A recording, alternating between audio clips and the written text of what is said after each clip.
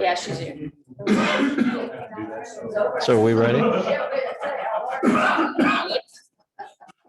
Okay. Technical difficulties have been solved. I'm so glad I've got able-bodied people to help me. All right, so 2021 mid-year economic review, a tale of two cities. It was the best of times, it was the worst of times. It was the age of wisdom. It was the age of foolishness. It was the epoch of belief. It was the epoch of failed technology. It was the epoch of incredulity. It was the season of light. It was the season of darkness, and so on and so on. And we're going to talk a little bit today about, we've really got two different kinds of feelings going on within the real estate community and probably within the market. We've got buyers that are frustrated. We've got sellers that are greedy, selfish, and also frustrated because things are happening in dynamics right now that are changing a little bit. And some of our sellers that thought they were going to get these huge prices are all of a sudden finding that maybe their particular home doesn't fit that model. Okay.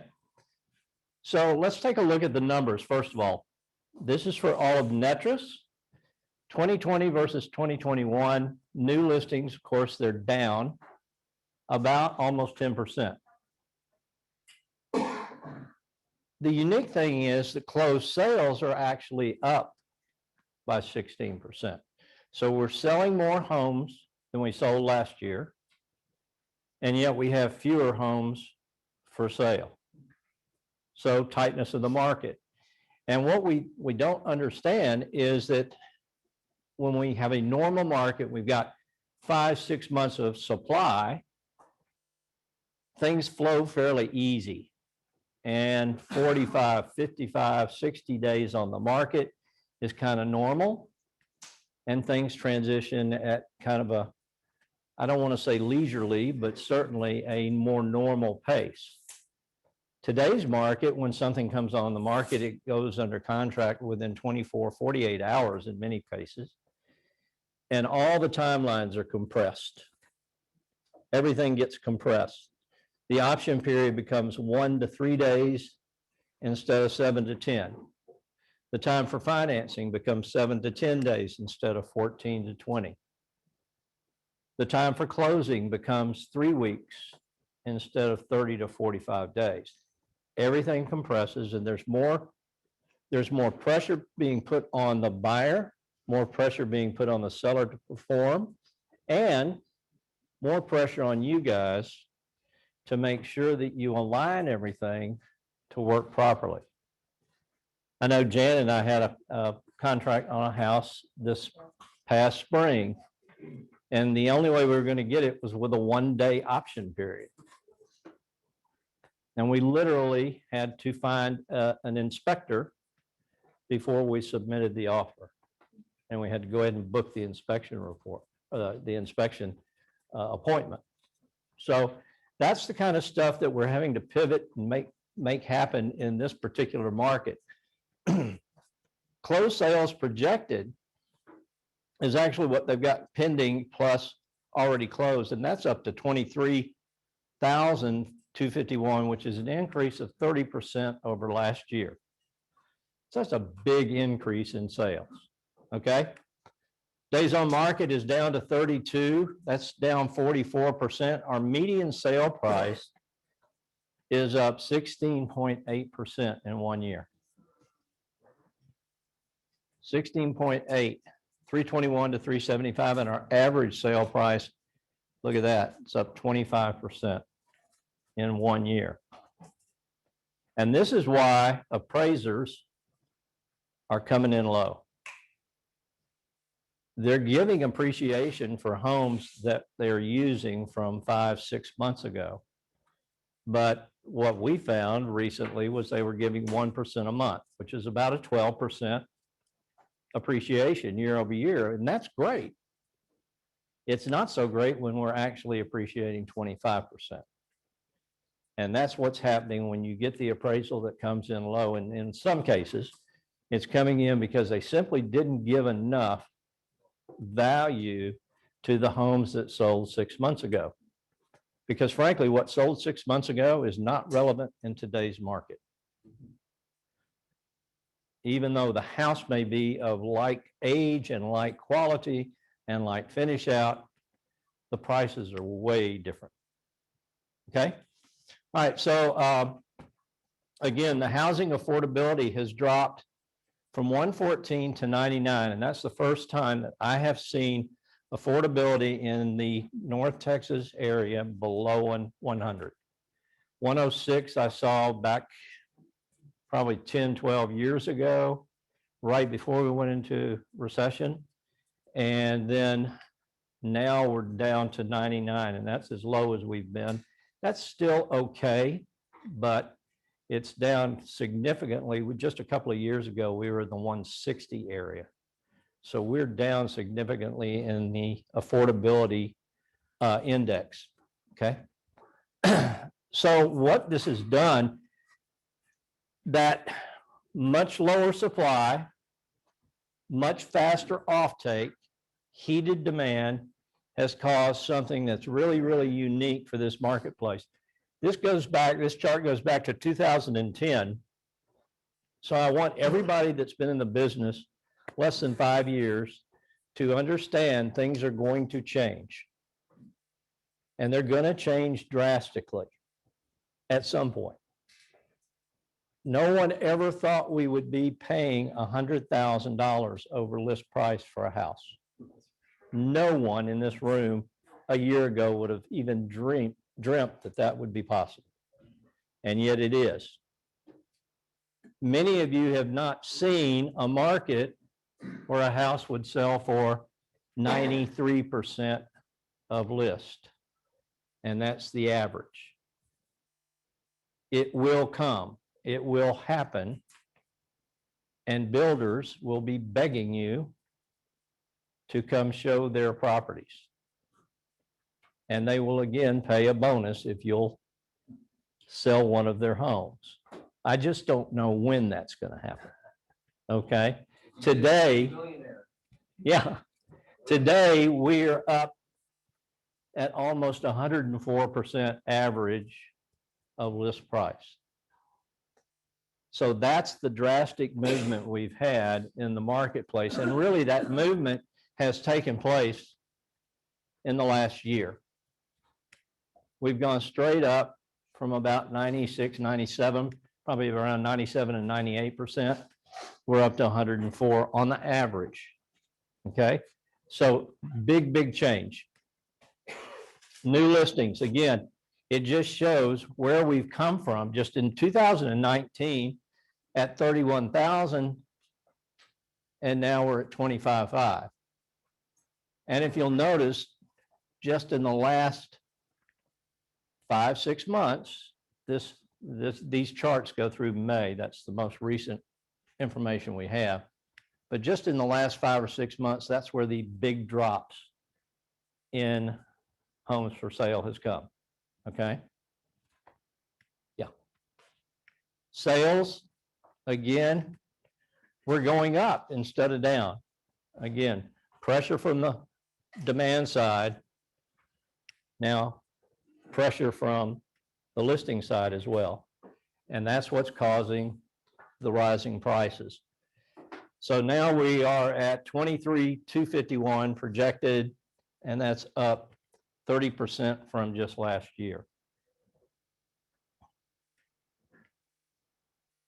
The DFW median price, and this is kind of interesting because these blue lines show your year-over-year price appreciation.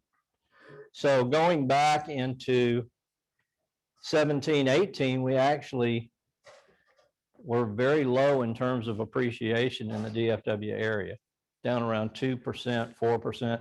Traditionally, it used to be that we were about a 4 to 5% appreciation a year. And this year, or this past year, 2020 in Q4, we were at about 11%. This year, when they update the chart, it's going to be closer to 20. So you're going to see a big spike in the year over year. But if you'll look, the median price, while it has climbed, it hasn't spiked. Basically, in the last 10 years, we've doubled in price, median price, from 150 to about 300. Okay, that's not terrible. And you're going to see that here in just in a minute. So in current median home price in Dallas, 296.6 or 296.9 versus the US 311,000. So we have yet to even hit the average median price. Now, granted, that includes California and New York. And if you throw those out, we're probably much higher than Des Moines, Iowa, okay, or Jonesboro, Arkansas. But think about this. We are the 4th largest metroplex in the country. Dallas doesn't compare to Jonesboro, Arkansas. Dallas does compare to San Francisco and San Diego and Chicago and Atlanta and Charlotte and cities like that.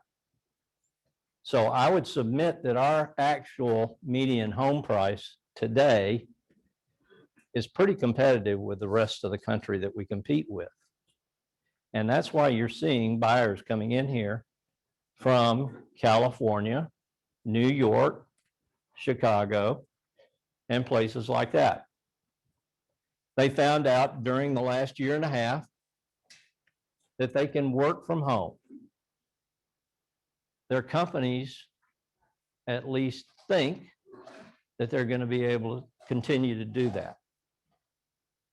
I think as time goes on, that companies are going to realize that they are losing productivity by having workers working remotely. I think you're going to see some kind of hybrid where some people are able to come and stay at home, and some people are going to need to come back into the office to get back into that collaboration and that communication where you have more than one person being available within a room. If you look at the 1 year appreciation, Dallas was at 10.5 versus the US 14.2. So actually a little bit lower. 3 year, again, 20.6 versus 26.1. And then even in 7 year, 123 to 114. That's about where we eclipse when you get back to 7 to 9 years. Of the last 9 years, we've been pretty steady with the rest of the US, 150 versus 148. Down here, you've got your conforming loan limits. I put this in here for you guys. We will make this presentation available either electronically or hard copy, either way you want it. Just let either Mackenzie or Becky know, and we'll get it to you, okay? All right, next. All right, so this shows the benefits of ownership, and this is important for the guys that you've got that are maybe first-time home buyers, guys that are in apartments, people that are not taking advantage of ownership of a property. And this is important. It shows the equity that you have accrued from the time you bought your house. So even in the last year, if you bought your house in 2019 in Q4, you've picked up an average of $32,000 in equity versus renting. So you rent, you get zero equity. You buy, you would have gained $32,000. If you go back to 2007, you would have gained $180,000 in equity. This is a huge selling point, particularly when you're talking to buyers. It's really, really important that you have this chart and you be able to show it. And the next slide details it in a little bit different way. This is a renter. This is the homeowner. That's a pretty powerful chart. So there are a lot of people in apartments right now that could afford to own a property. Sometimes they want the convenience of not having to worry about the maintenance, the upkeep. But I would submit they're giving up an awful lot of money by doing that. The cost of the convenience is really, really high. Okay. Total home sales. This is for the US. If we go back to 2020 Q4, this was still pandemic. And this is April of 2020, May and June. So we were down. So March was when the pandemic hit. Sales were down, and then they rebounded pretty nicely, right? And by October, we were like, okay, this thing's like crazy, pretty good. And we woke up after the holidays and things started taking off again. We fell back because there just wasn't any inventory available. Yeah, Alec. Before we went negative numbers, do you happen to know what the numbers were going into that? Were they similar to what you see? They actually were, they were positive. Yeah. I don't know exactly what the numbers were, but they were positive. So we literally fell off a cliff, came back. But here's what's happened since March, April. Look at April, 33%. That's really when the stampede hit. It was almost like a gold rush around here. If you had a buyer, I remember, I mean, I had a buyer that wanted to move up to Light Farms, and his wife would call me like every morning. This just came on the market. Can we go see it? And we'd run up there and we'd take a look, and we put in an offer at $20,000, $30,000 over list. And we weren't even close. It was nuts. And that's still going on to some extent. So existing home sales have actually kind of gone down a little bit. Again, this is because of inventory being put on the market by sellers. Sellers are worried, if I sell my house, where am I going to move? I want to buy a new one. Builders aren't selling new construction. There's nothing on the market. So what am I going to do? Well, that's where the convenience of something like a homeward program, something like that, might come in handy. Short-term rentals also might come in handy. Okay. So this is actually a decrease in our existing home sales through March of 2021. That probably has mitigated a little bit in April and May and June because we're coming into a season where there's more inventory on the market. Okay. New home sales have been pretty flat because they're maxed out right now. So they're going to continue to be at about this level, but here's what we need. We need more new home construction in this area.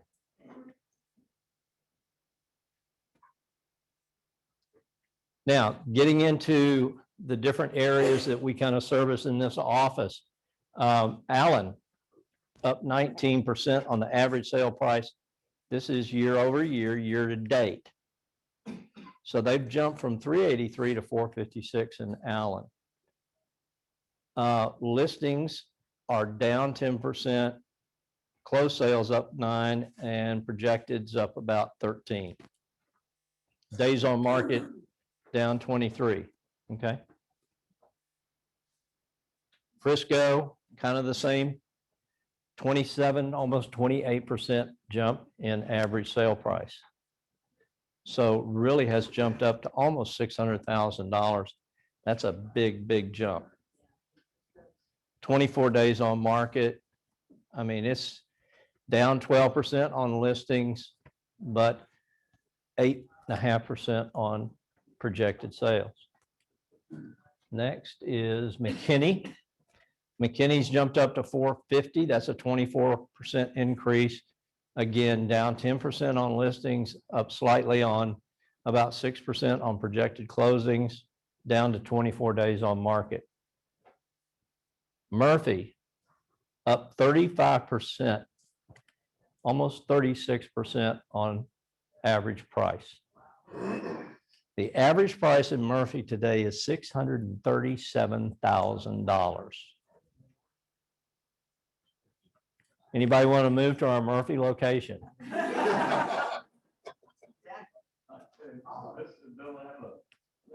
I'm just a comment, I guess, on something like this, but my understanding is that Lucas, anybody that does Lucas, correct me if I'm wrong, the affordability is not there. So they closed an elementary school, or going to close an elementary school, because the younger families that have the kids can't afford to live there. So the demographic is shrinking as far as that's concerned. Yeah, one of the unique economic impacts of all of this happened in Frisco just a couple of years ago. They were building schools as fast as they could. And all of a sudden, the home prices started jumping up to where mom and dad in their mid-30s with elementary school and middle-aged school kids couldn't afford to live in Frisco because the median home price had gone up so fast. The same thing's happening in Murphy. So it turns your community from a family community to an executive community very, very quickly. Okay. And that's what we're seeing. Yeah, Murphy, I think is, and the Lucas area, some of these areas are really, really strong. And that's a unexpected and sometimes unwelcome result of a prosperous economy. Okay. Plano up 24%, almost 500,000 average price. And again, Plano is one of the older communities as compared to, say, Murphy or Frisco. A lot of these homes in Plano are built back in the 60s and 70s, and you've still got an average price of about 500,000. Days on market, 25 in almost every case. You're under a month in terms of the days on market.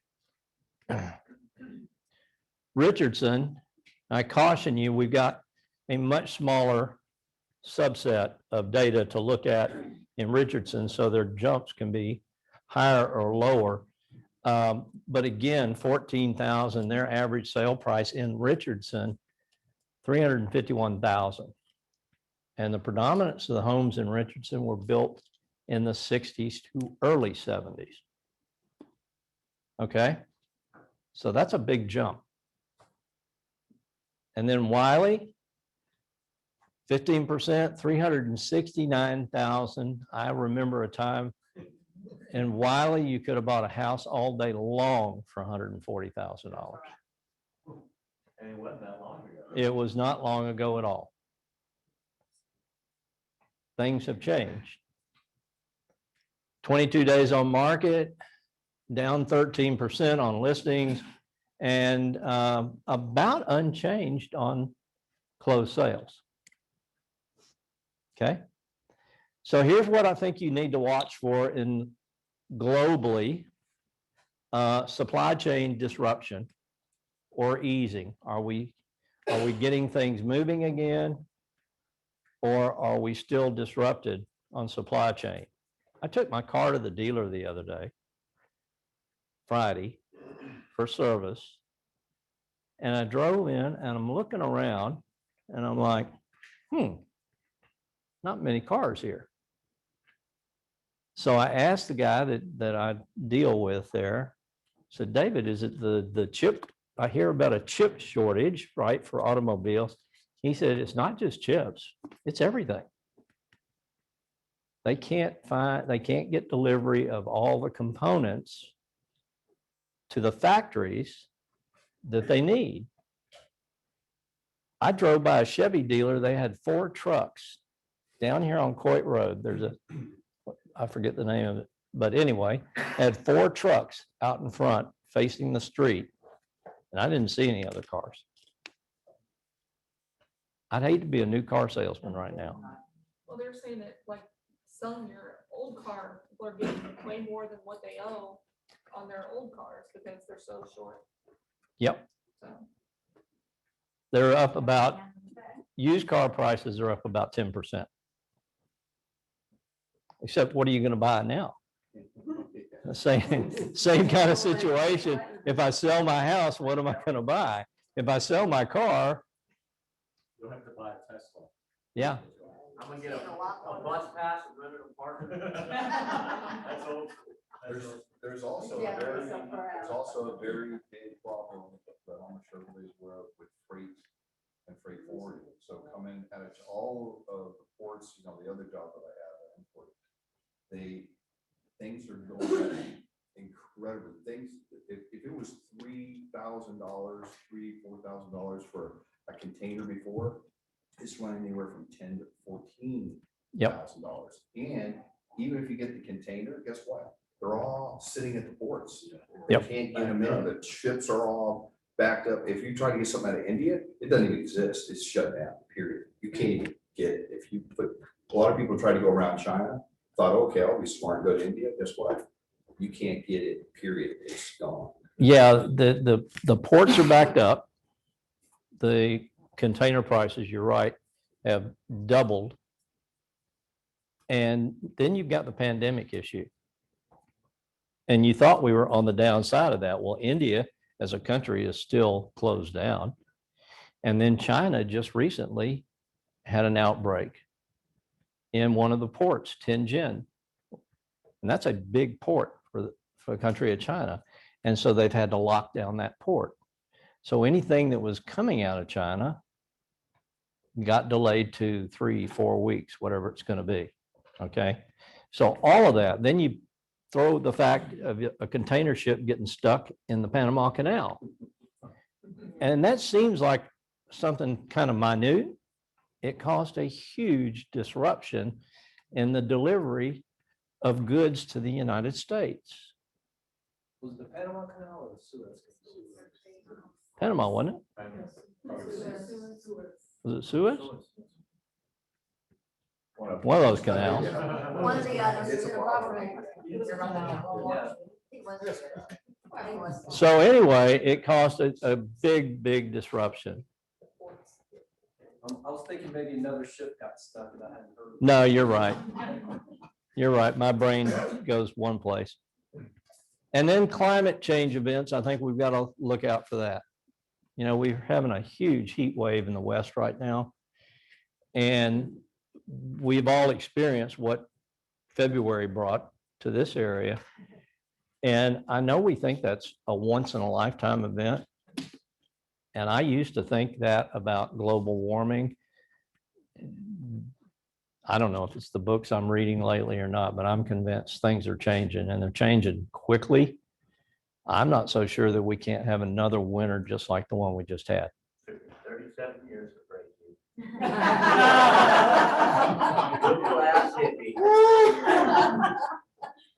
See, never give up. That's right. You see me, if you see me coming into the market center with Hari Mari sandals on and a tie-dyed t-shirt, you know I have changed.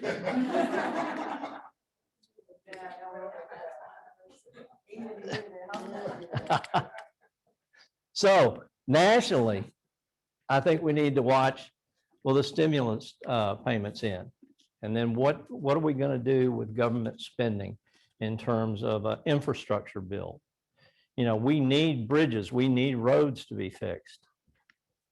We need all these things, but they're going to cost billions, if not trillions of dollars. And where is that money going to come from? Are we going to be able to fill entry-level jobs? Right now, we've got jobs available and people that are willing to sit at home because they're making as much money or more by doing that. And yet everywhere you go, there is a sign saying we're hiring. Okay, and that's going to be interesting to see how that dynamic fills out. Interest rates, I think we're okay, but here's what's going on. The market is concerned about inflation. You're seeing it at the grocery store. Beef prices, $14, $15 a pound, what was $10 a pound. Car prices, used cars up 10%. Clothing, everything you're buying today has gone up, and it's gone up pretty quickly. And that's causing the consumer price index to rise, and that's got markets really, really nervous.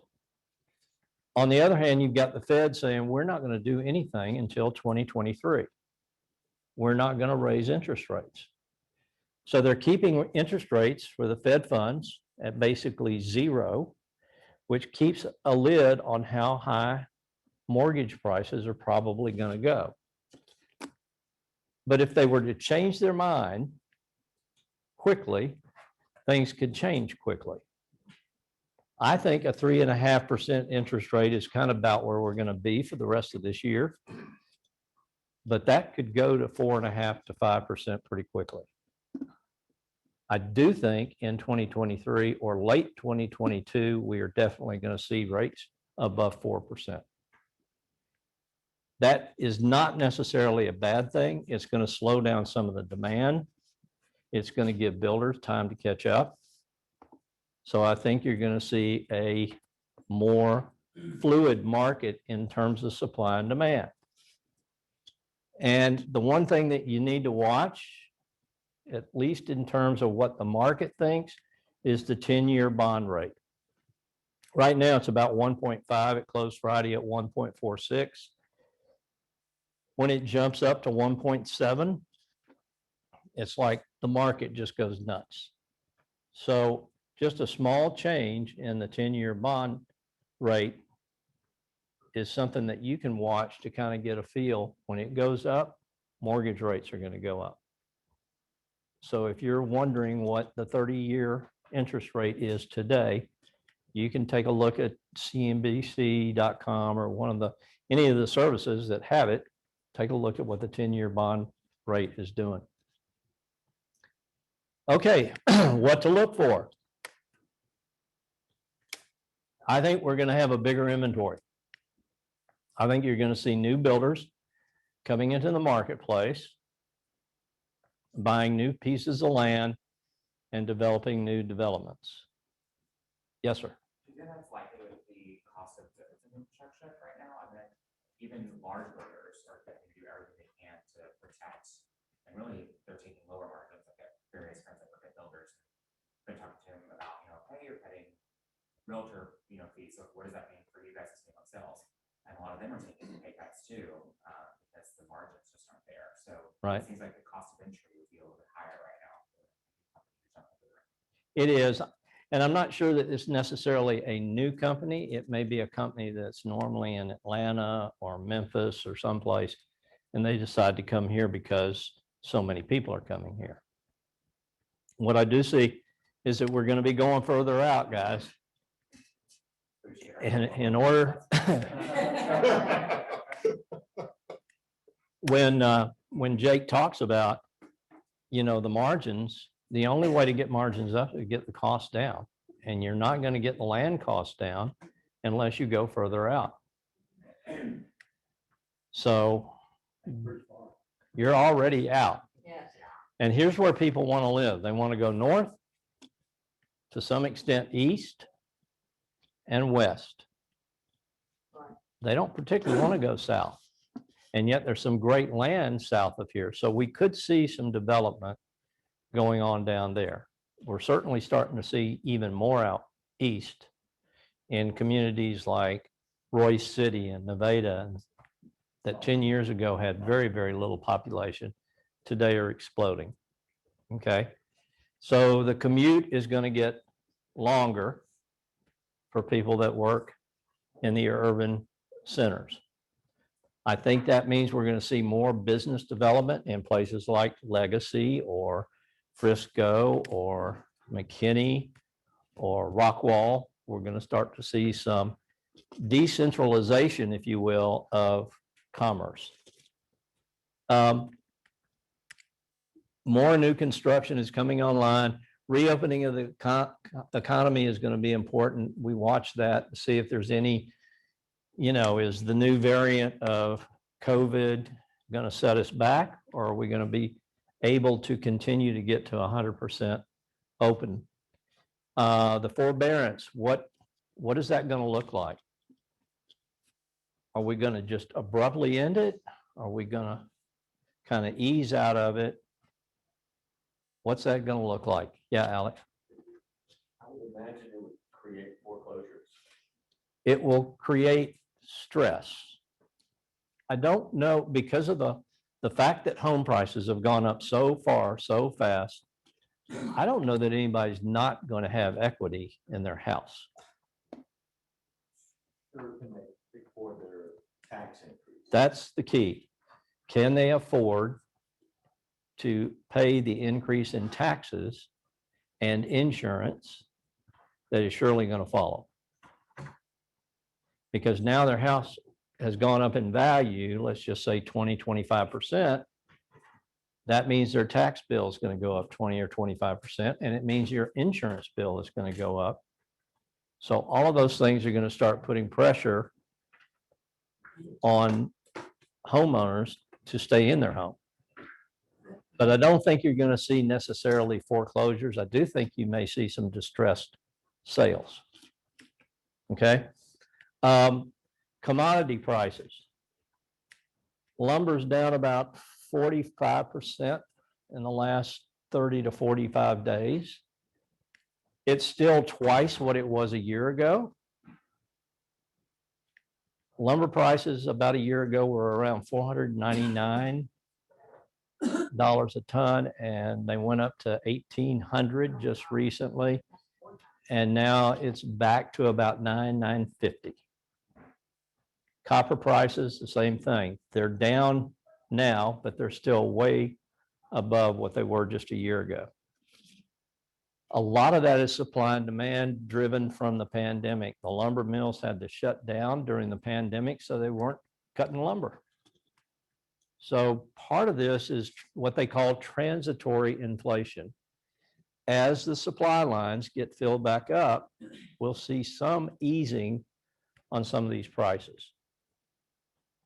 But it's real easy to go up, and it's real hard for people to want to lower prices. So I think you're going to see a reluctance of people wanting to lower prices just because there's goods available. And then inventory of goods increase. I think our inventories are just going to get better, whether it's cars, homes, beef, chicken, all these prices that have been going crazy. I think we're going to see over the next 6 to 12 months that things kind of calm down, we get back to normal. So thanks for coming, and now I'm going to open it up. Questions, comments, collaboration.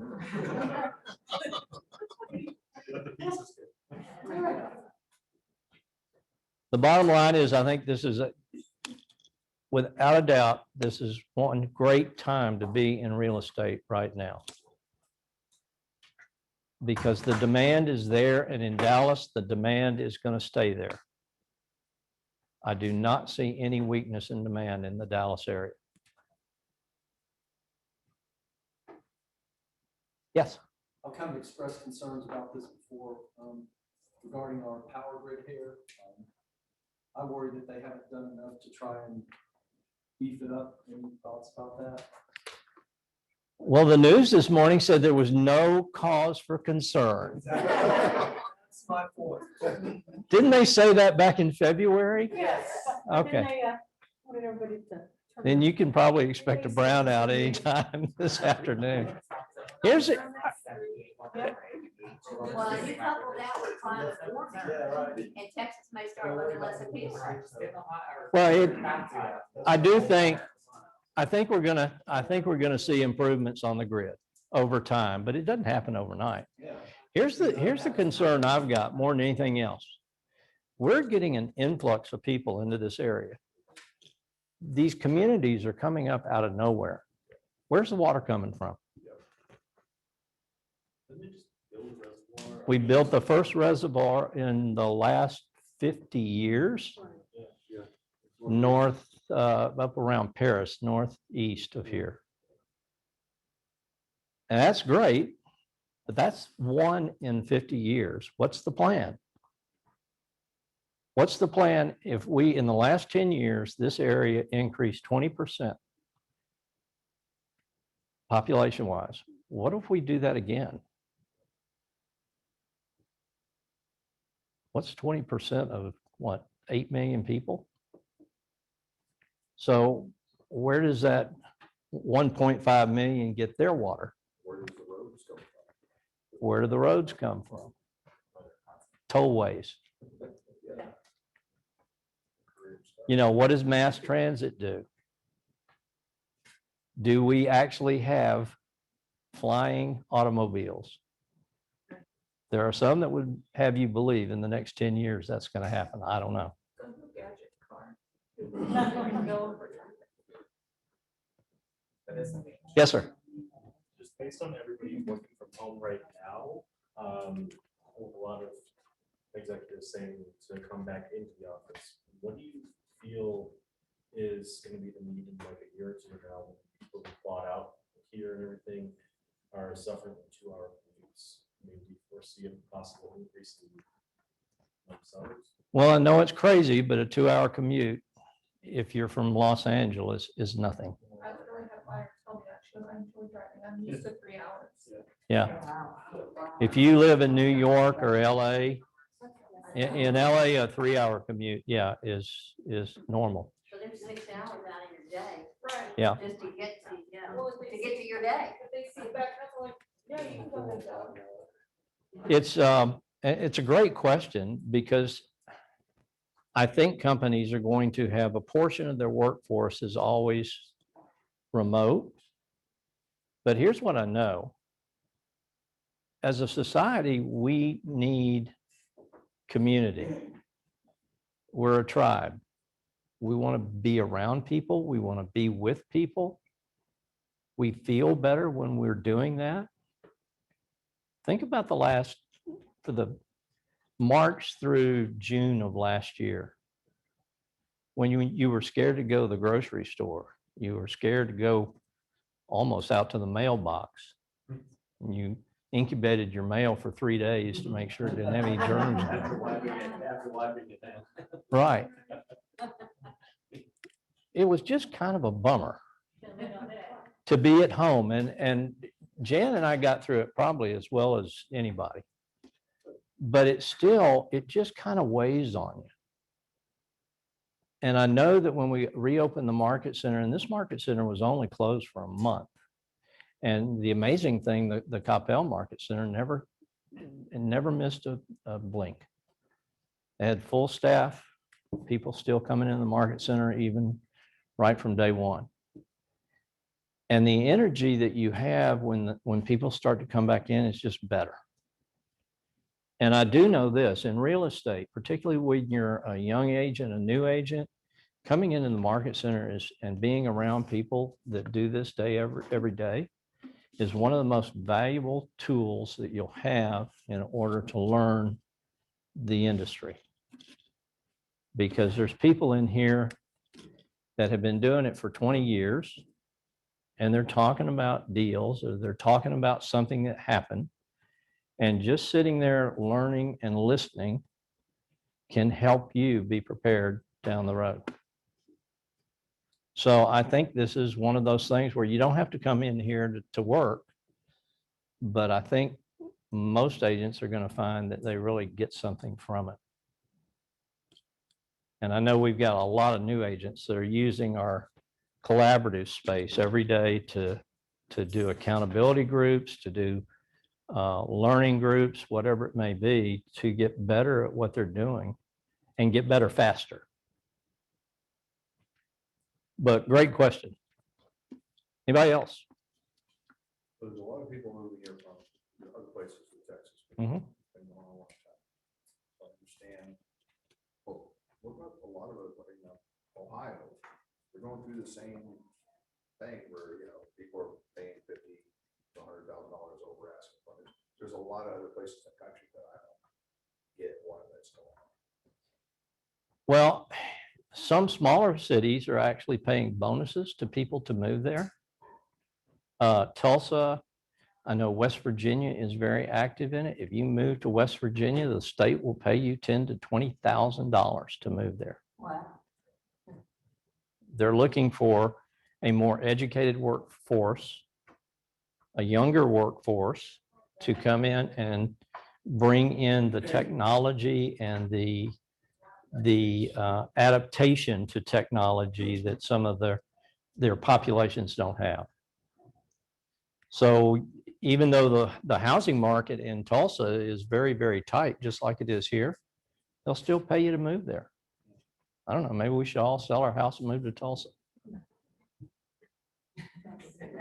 No? Okay. Everybody jump at once. Yeah, well, it's a thought. Not a good one, but it's a thought. Yes. Yeah. I know this, it's a good time to remodel. It's a good time to put money into your house. That's to find the people to do it because they're all Exactly. busy. doing That's the true. same thing. Right. Another market that's been impacted by all of this is the leasing market. Mhm. Because, same thing, it doesn't even go on the market. It shows up coming soon and they're getting applications without it.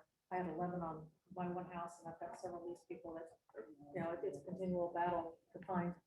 Yeah, single family leasing is very, very tight right now because people want single family homes. Even the renters want to move out of the concentrated buildings. They want to be able to move into a house where they've got a backyard where they can have some, space to move around in, and that's put pressure on. Then you've got the VRBO and Airbnb phenomenon that is taking place right now. And then you've got the iBuyer, the Zillow, Open Door, OfferPad, whoever. There's 15 companies trying to do it now. And they're taking off some of the supply. And then you've got big institutions that are literally going in and buying houses en masse with the intent of then holding them, leasing them back, and then selling them at some point down the road.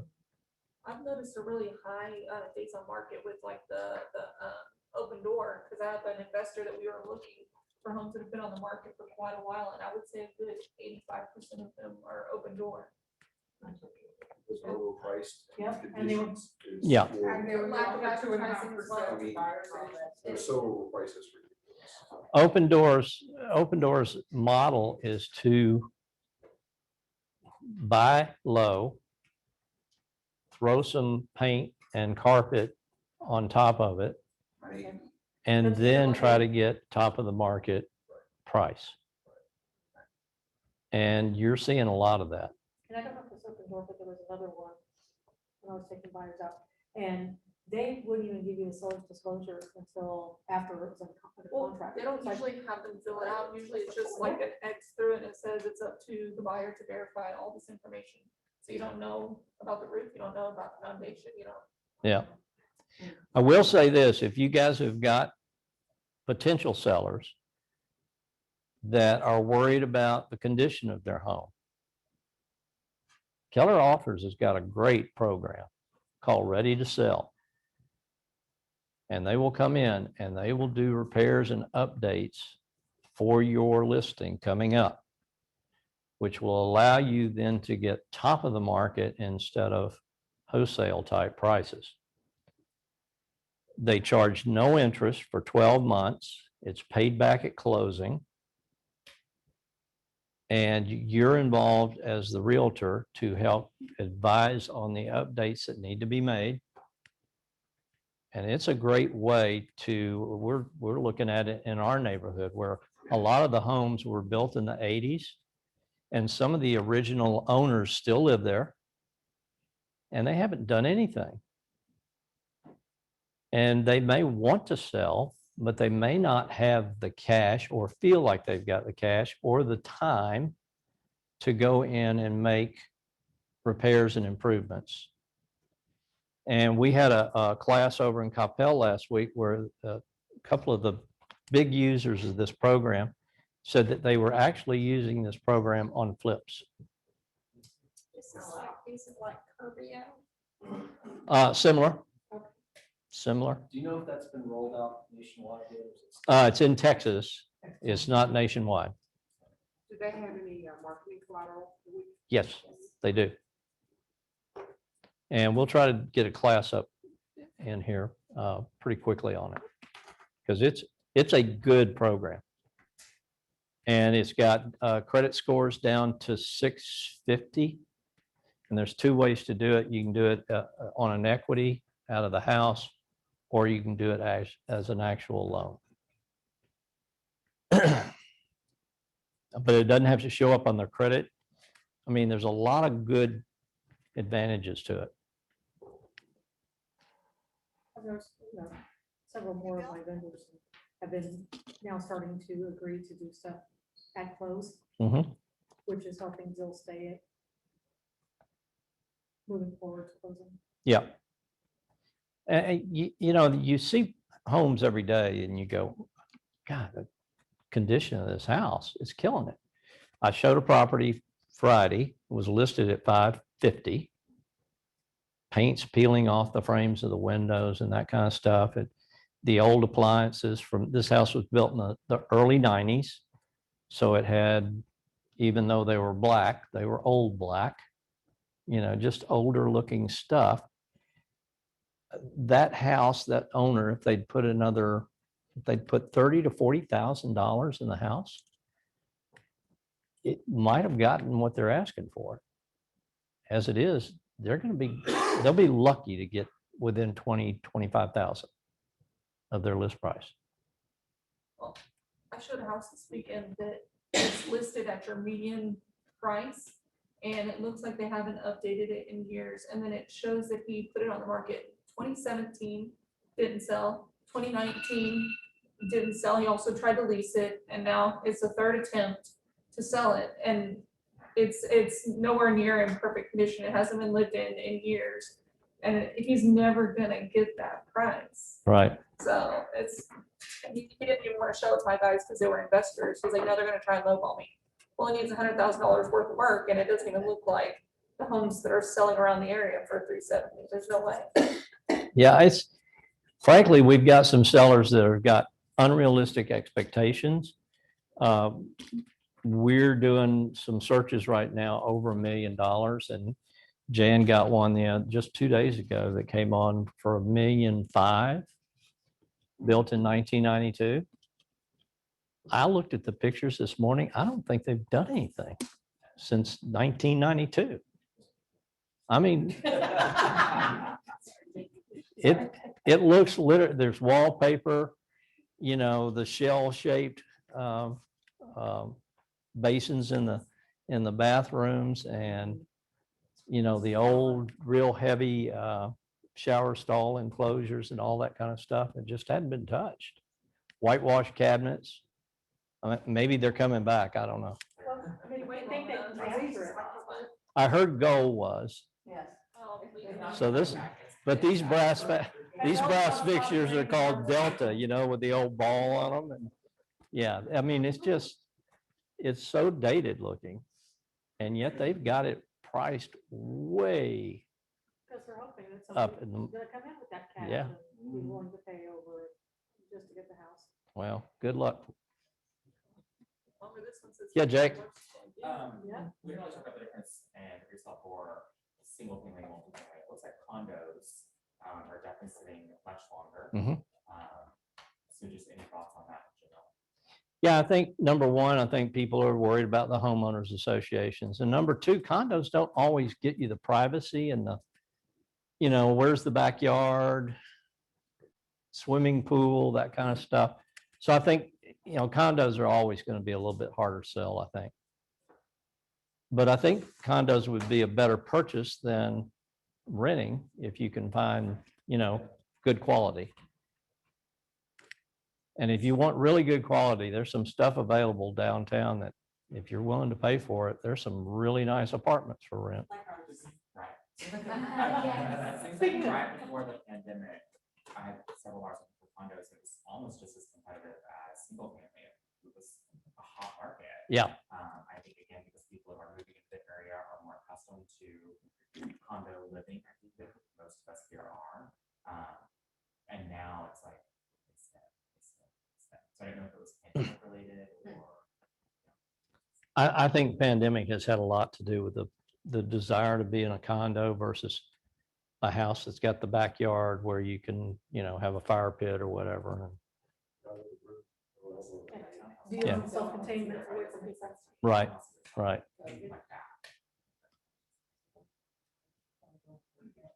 Yes, ma'am. I'm seeing problem in price decreases when I just look at my Metro Smart Mhm. here. So what do you think that says?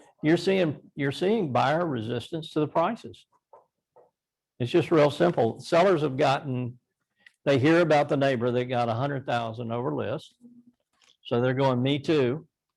And they're taking their house that hasn't been updated. And they have that now lofty expectation, and buyers are coming in and going, I'm not going to do this one. Plus, a lot of it's rumor too. I mean, I had one that's, the rumor was I was getting called like crazy that it went for 60,000 over. It was only a $218,000 house. And it did go for quite a bit over asking, but I was like, that's nuts. And then it was an agent in this office that finally said, yeah, all the neighbors have this rumor that it's 60,000 up. Right. So there's a lot of misinformation. Oh, there's no question.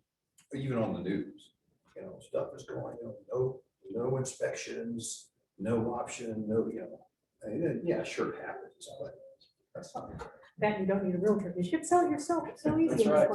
Well, there was actually an article in Inman written by somebody who's in real estate, who actually has her broker's license, that felt that because we've changed the way we buy houses in this market, that we no longer ask for inspections, we no longer ask for all these things, that we no longer need real estate agents. And I'm like, that's the most insane thing I've ever heard. This is probably the most important time to have somebody to guide you through all this. Seller expectations are so high.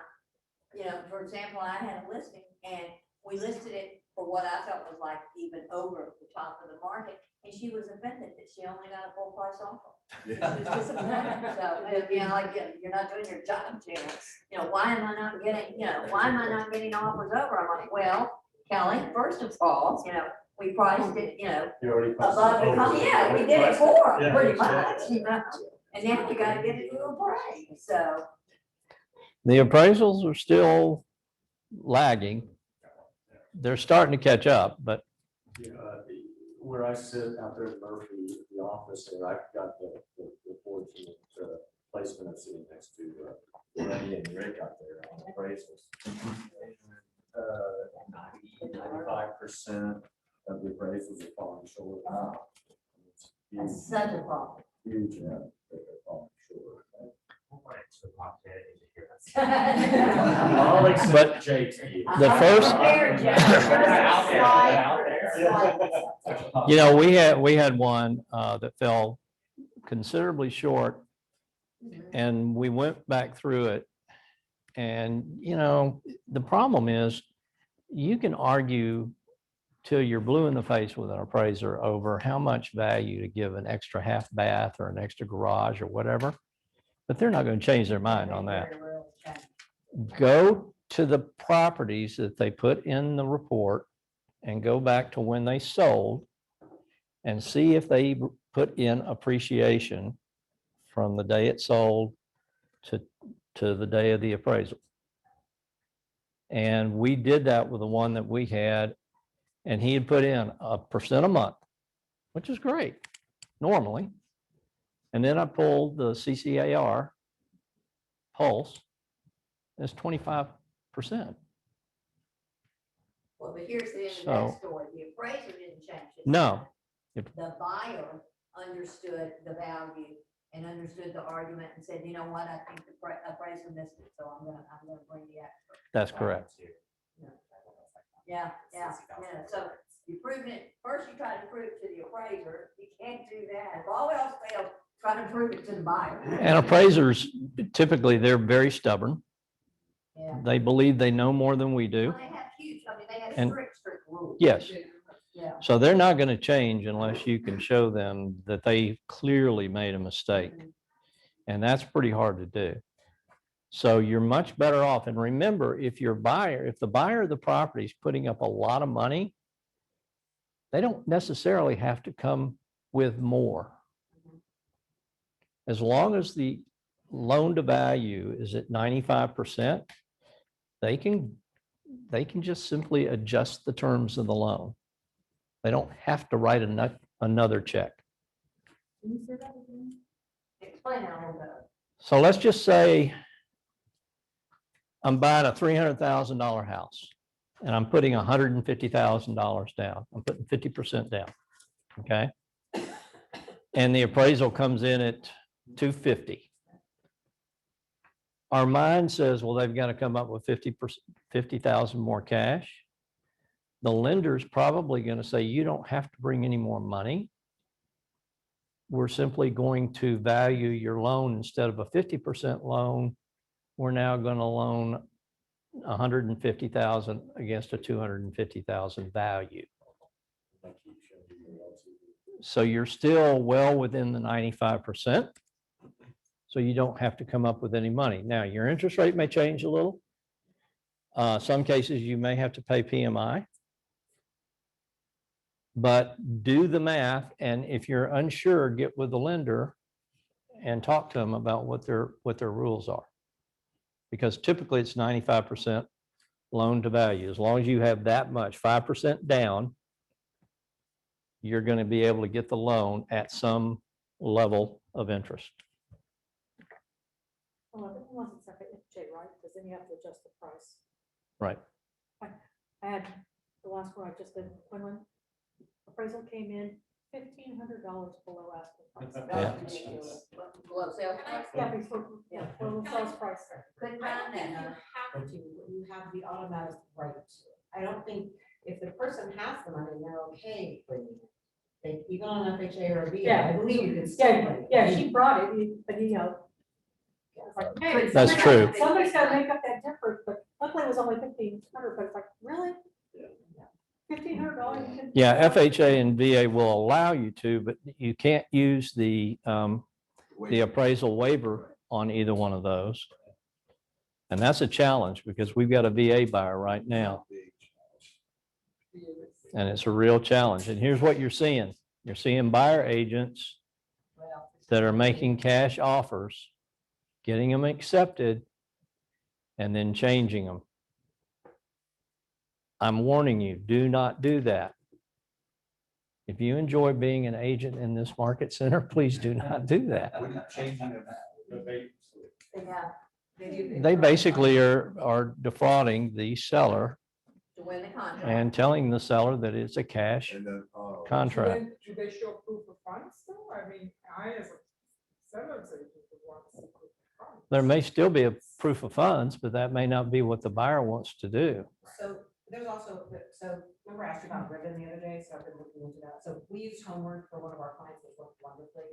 And you can't do a FHA on that because of the turnaround, but I started seeing the things for Ribbon and Divvy and some of these other ones, and so I started following Ribbon. They actually teach you to do that exact thing. They teach you to go in, you can go in with their funding behind you for a 1% fee. You can write the contract and their funding as if you're going to pay cash for it. And the other thing is, if you can get the rest of your other funding together and be ready for it at the time of closing, then you just swap in your buyer and if they're able to close on that day without any issues, it's only 1% fee. If you get to that point and you can't close for some reason, they will still pay, Mhm. they'll pay cash for it, and your client will do a lease back, just like homework. And then when your client can get to closing, then you pay 2%. But it's interesting because I started looking into it, and I always thought if you switch the financing, if something goes awry in this process, which makes me a wreck, you're then technically the buyer's in default if you can't move to the closing table and you've done fraud. And I guess Ribbon kind of protects you from that in a way, but they're teaching you to do that. Well, Ribbon and Homer both, you have a disclosure that you have to sign, and it allows them to assign the contract over. So yes, there are disclosures that, yes, this can change. So now you're informed as a seller that you have a contract, it's a cash contract with Homer or Ribbon. But in the meantime, if this person can come up with something else, it may change. And Homeward, even though they're going to pay you cash, is still going to do an appraisal. So there's a lot of different things with these iBuyer programs that are different from the contract. But the TREC contract doesn't allow you to change your financing. And it is a TREC violation to do so. So beware, and as a listing agent, beware. Because what something looks like may be something different. Has anybody else noticed? I've noticed lately, I've been looking at different things and watching, and it seems like, I hear people get real excited, listing agents get real excited, and they're like, oh, we got these people that called in, they never even saw the house, they offered $100,000 over the asking price, and blah, blah, blah, and they're all excited about it, and I'm like, why are you excited that you've got a buyer who's never seen the house? Because there's so many ways to get out of the contract, and I see a lot of those houses pop back on the market. Yep. 7 days later. So I'm like, I'd rather, if I got somebody in the buyer's agent said to me, our client's never seen the house, but we're buying it because it's so beautiful in the photos. I'd actually say, you know what? You're right, you wrote a great offer. Let's give it another day. Why don't you take your clients to see it? Or if they're in California, let's walk through with a FaceTime, Zoom call it, video, or let me as the listing agent do it. I'm gonna show them every issue that this happened. Because Yeah. as soon as they walk through the door. Well, it is happening. I was talking to Kendall Appling, put a house on the market a week before last. It fell out of contract 3 times in 48 hours. Yes. Because they're just changing their mind, throwing stuff up. It could have been, or it could have been a buyer that's putting in multiple offers and gets 3 of them under contract and then decides which one they want to stay in. I don't think you made it sound like you knew what that they would win 3. And it sucks too.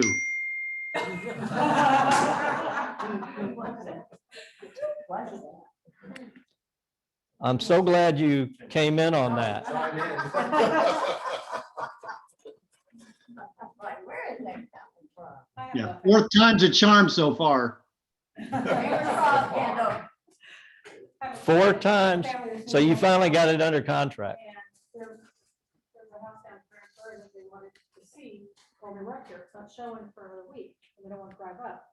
And I talked to the agent, he said, they're welcome to put in an application, but we're not gonna process any application unless they've seen the house. Yeah. And that's kind of the way I would go about it.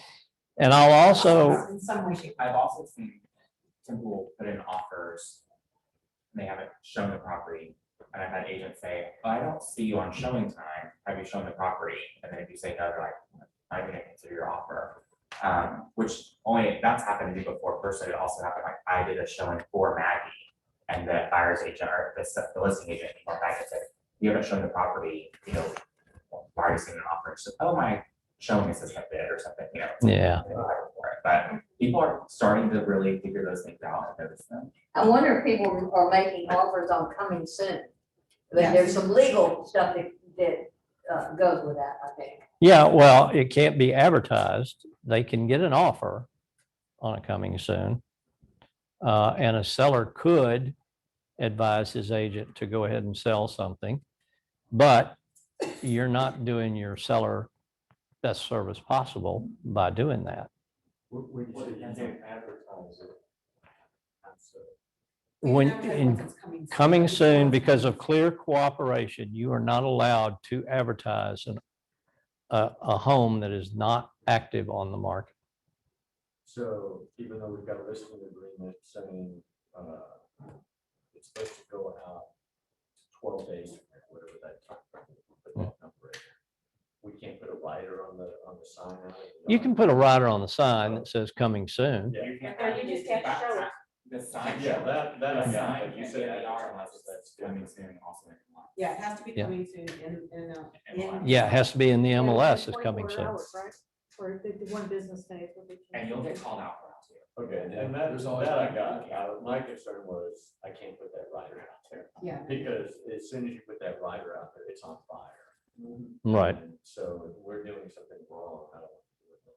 But is anybody else noticing that it's making me super annoyed? All these people that are sending e-blasts out and they're saying, not an MLS, come to the open house, Well, blah, blah, that's blah. And the I'm Bill's like, point. Yeah, That's I'm the like- Bill's point. Exactly. You're not doing your seller a service. I know, but Oh, I'm like, they're why are saying they? you're not supposed to be able to. They're not supposed, that's like against Yeah. all our rules. So, it makes me mad that other people. are If saying they're members of Metrotex or CCAR, they're going to get fined. All I can I'm tell you. assuming that wasn't KW Central. It was not. Yeah. It No, was those not. are a lot of- But I've seen it happen like, At 8, they carry it on there. yeah. Okay. Metrotex is finding people left and right. I know that. I'll start to send them all over. And there's I no, get it, I know. you don't even get to plead your case. If they find you guilty, they just send you you got to pay the fine. Yeah. Also, on the listing side, if you're the listing agent, I speak from experience, vet your lenders. Because we just went through absolutely the worst lender experience in my 20+ years. And it caused our seller to have to live in a hotel for almost 2.5 weeks. And he wasn't the nicest seller. to begin with. He wasn't the greatest guy. and No, Yes. He was he not wa- neat. But here's the deal. We weren't getting information from the lender. We weren't getting timelines. We weren't getting anything from them, other than it's in underwriting. Yeah, Did they miss any of their deadlines along the way? Oh, my gosh. No, See, that's the tricky no, part. they They're didn't miss getting- any deadlines. Yeah, they're. getting Until- everything until the except for the deadline. important- It's like an investor. Until the day of close. Yeah, right. No, they That's didn't when miss they started anything. missing their deadlines. It's like the investor, the investor will go in with, this is what I'm saying. Not really. You go through your due diligence. That's the way he had it. But- They're just delaying. Make sure you advise your sellers and make sure you get a lease back. My guy didn't want a lease back. Well, guess what? Yeah. He moved out of the house 2 days before it closed. We got all the way to the day of the appointment before the lender finally told us, we're not going to close today. Great. Can you tell us when? Tomorrow? Right. We'll let you know. And we literally had no recourse. We were in the process of moving the loan to Highlands. And we finally got a timeline that would be faster than we could get it through Highlands. So it ended up closing with that same lender, but it was a horrible experience. Was it a And they big don't bank? care. yeah. Was it a Well, big they're bank? not- we're just lender? as busy as you. No, it was a mortgage company out of California. Pretty good size. And they have an office in Grand Prairie, but they just, it was just no communication. And nothing was their fault. Absolutely nothing. Bill, are Yes. there specific things that you would recommend in hindsight that we do to vet the lender moving forward? I think if you get if you get offers on properties and you picked one, I would talk to the lender before I finalize the contract. And a seller does have the right to say you must use a particular lender or lenders in order to buy the house. They have that right. So if they wanted to specify that you had to use Islands Mortgage or Citibank or Wells Fargo or whatever it may be, they have the right to do that. But they would have to be specifically telling you, these are the banks that I want to use. And you want it in writing. Yes, you do. You want it in writing. Well, and we've seen that over the years, you must be pre-approved with it. Right. And back then, you didn't have to close with them. Maybe more pressure or advantage to do it now, but. We're just seeing more and more internet lending going on and rate shopping. And, you know, so many times the lowest rate is the least amount of service. Hey, Bill, I have another question. Yeah. On that coming soon, we typically will put a coming soon video on our social media 2 days before we actually make it live, but it's coming soon in MLS as well. Is that allowed or is that not allowed anymore? I believe that is not allowed. It's allowed. It is. allowed. It is? If it's- Yeah. if it's in MLS is coming soon, you can advertise at that point. Okay, MLS, so that all the other agents on MLS can see. Right. and- Okay. And it, You you're just gonna gotta use show pictures in your, or video in your advertising.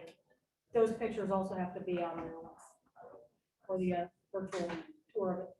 Because you can't be, Actually, Just segmenting. like a video tour, like maybe like hey, it's me and Michael, we get this cool house, can I say it's like in front of the house, it's not a. yeah. So that's and fine. that's different. Yeah, you can advertise anything on social media as long as it's in MLS, it's coming soon. okay, thank you. 24 hours is the cycle. I don't know. I Okay. thought they had changed that to one business day so that, yeah, because you put aside it at 5 o'clock at night. They don't know when it's gone in, so they changed it. There was so much going on that they changed it to one business day. So if it shows up in the yard, it better be by the next business day on MLS. So you can put it on. Yes, Friday, incoming Saturday, soon. Monday. No, because that's, No, I think that's where 24 hours came from, is you could put the sign on Friday and not actually put it in MLS until Monday. yeah, I think that's, that's when they changed it to 24 hours. Right, right. they try to work their way around it. Yeah. There's a lot of people trying to work it. Creative agents. No, it does exist. I tell you what, I'll get with James and we'll research everything just to make sure we're clear on everything. Because I don't know. My understanding was any advertising and it had to be